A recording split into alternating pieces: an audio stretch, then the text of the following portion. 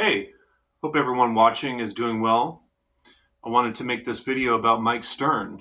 He's been an important person in my life, and I just watched or yesterday I watched the Rick Beato interview with Mike Stern that Rick just released on his channel. And I had it in my head I wanted to make a video about Mike. I posted a video of me playing a Sonny Rollins solo that Mike suggested that I transcribe. And in that video, I was talking about how I'd like to make a video about studying with Mike. And so watching the interview yesterday made me realize, or it just reminded me that I wanted to make this video. So I've got a list here of things I wanted to talk about just because there's so many things I wanted to say about Mike and my experiences of being inspired by him, learning from him. Yeah, he's, one of the coolest cats on the planet. Super cool person. And as we know, one of the all-time greats. And he's, as we know, he's played with Miles Davis and Jaco Pastorius, and the list goes on and on.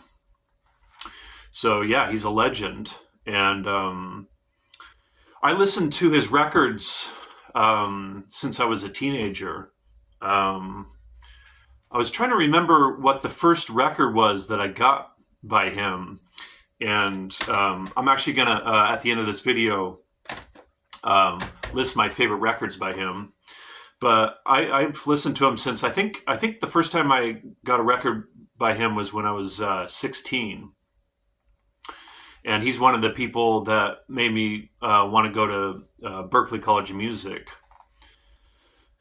And I saw him play. The first gig I ever saw him at was while I was a student at Berklee. He played at the Regatta Bar, which I think is in Cambridge, just outside of Boston. So I saw him there while he was on tour for his record Voices. And he had Dennis Chambers on bass. I believe it was Lincoln Goines Dennis Chambers on drums, Lincoln Goines on bass, and I can't remember who the tenor player was, but that was a great gig. And then I saw him some years later at Yoshi's in Oakland, and then I saw him at the 55 Bar when I was in New York City. So I'm going to talk about that. But one of the things about Mike is he grew up listening to blues and rock primarily and was playing that kind of music. And then he got interested in jazz and then went to Berklee to learn how to play jazz. And so I can definitely relate to him in this way. I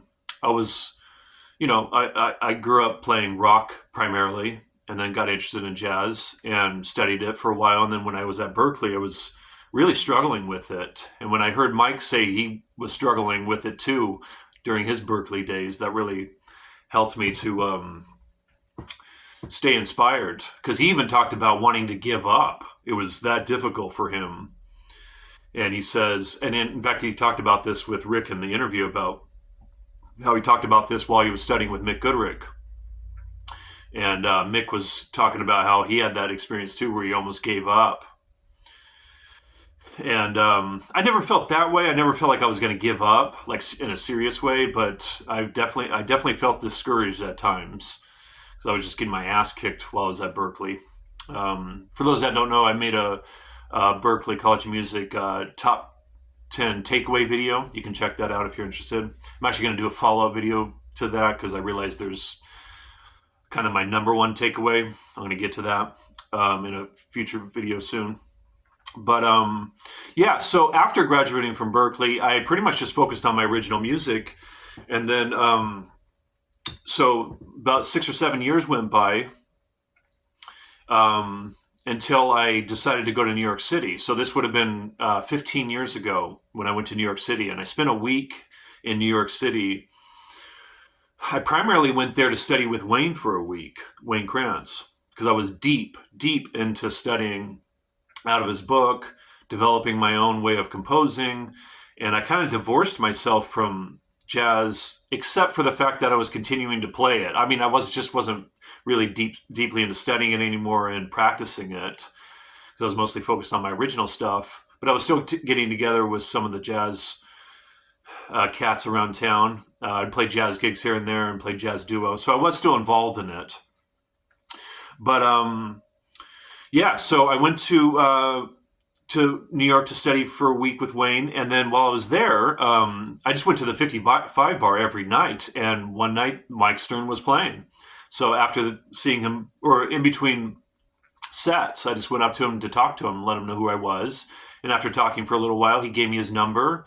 He was like, "Hey man, let me give you my number. Let's get together and play." And so yeah, I hit him up a couple days later, went over to his apartment, and this is at the end of the day. This is at night, and in the middle of the day, I took about an hour and a half lesson with Mike Stern. With Wayne Krantz. And then I took a lesson with this New York-based jazz guitar player named Cheryl Bailey. I think she teaches at Berklee now, but she was based in New York at the time. I took a lesson with her after my lesson with Wayne, and then I took this lesson with Mike Stern. So 3 lessons in one day, and I had no lessons since Berklee. So it'd been like 6 or 7 years since I studied with anybody. So went over to his place, and we played duo, and which was, of course, great, because here I am not only at my hero's apartment, but I'm playing music with him, playing guitar with him, and hanging with him. And yeah, so that was very, very cool. After we played, he had some really nice things to say. He said he liked my feel, my time feel, or he liked my groove, my feel. He said I had a good time. I had good ideas. And he basically said, I think my main piece of advice after hearing you play is you just need to keep playing, which was, of course, amazing to hear from one of my heroes. But he did say that was kind of his biggest piece of advice. But then he also said he'd like to hear some more bebop happening in my playing.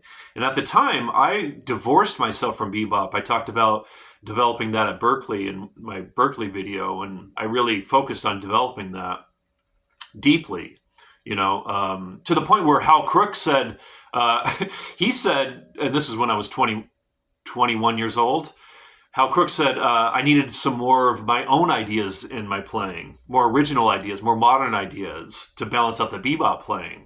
So Hal Crook told me that, because that's what I was doing at the time, is deeply focused on bebop. And then when I took this lesson with Mike Stern said I needed more bebop in my playing. So kind of interesting how we can the pendulum swung to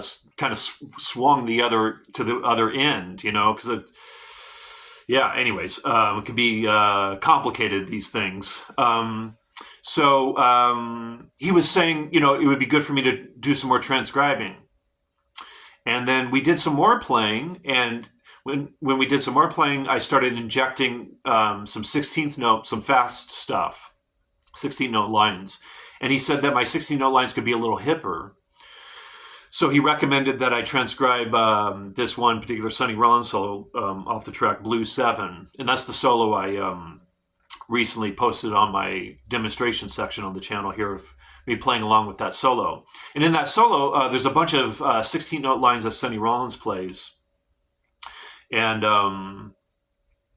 with Sonny Rollins, his 16-note lines, they all make perfect sense with the harmony. The melody-harmony relationships are so deep and precise. And so I understood why Mike recommended that I check that out. And, he recommended, like all my other teachers pretty much have recommended, to not transcribe guitar players. Like, he never transcribes guitar players. He only transcribes piano players and horn players. I talked about this in my Joe Henderson video, this idea of not sounding like other guitar players and how that's really important. If we want to, sound like ourselves. And so I did that, and then that kind of kickstarted my whole wanting to get back into playing jazz. As a serious practicer. So it was soon after that I started incorporating practicing jazz in my daily practice sessions. And what's interesting is Mike Stern and Wayne Krantz, in the same day, they had completely different pieces of advice. Like, Krantz wouldn't have told me I needed more bebop in there. When I improvised for Krantz, it was all my own ideas. And he divorced himself from bebop. So, it's like those two different ways of thinking about music. And it really kind of brings up this very important point, which is, and I've talked about this in previous videos, that we should personalize how we play music. Do what we want to do. There's no right or wrong. And I've just figured out for myself that I want different kinds of music in my life, so I continue to play jazz and my original stuff, and then lately with the classical stuff. So there's some of the big things, and he showed me this one. Mike showed me a bunch of other stuff too, but one of the things he showed me was this rhythm that Red Garland used when Red Garland was playing with Miles' band. So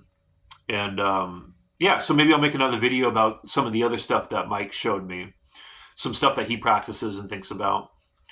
But and so that's kind of the main stuff. And then my favorite records by him. Let's see here. I'll go from least favorite to favorite. I guess I'll do that. Sure.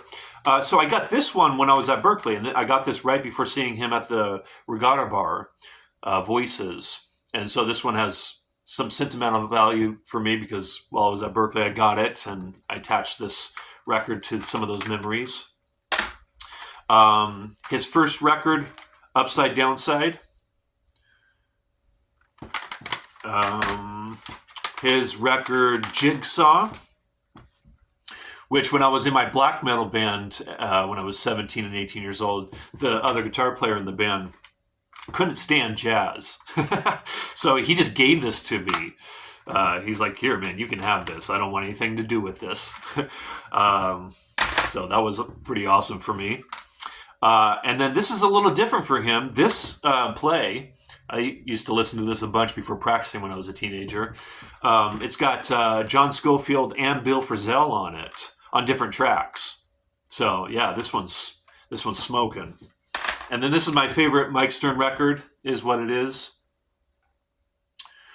And for those that maybe aren't too familiar with Mike's discography, he's got a couple records where he focuses more on jazz standards and plays mostly with a clean sound, occasionally with just some overdrive. But this record, Standards, it's more kind of straight ahead stuff with a bunch of jazz standards, and well, it's called Standards in other songs, so there's some tunes by him on here as well. He's got acoustic bass on this, and then Give and Take, which has got John Patitucci on bass, playing acoustic bass. So this is a little more straight ahead as well, but with, of course, Mike's signature sound. So Mike's been a really important person in my life, and I'm so glad that I've been able to learn from him, be around him, hang with him a little bit, play with him a little bit. I treasure the times that I've spent with him, because after gigs I would talk to him a little bit, like I did at the 55 bar. Just hung out with him for a while and talked about music and stuff, and yeah, really great musician, really great human being. It's nice to have people like that in the world.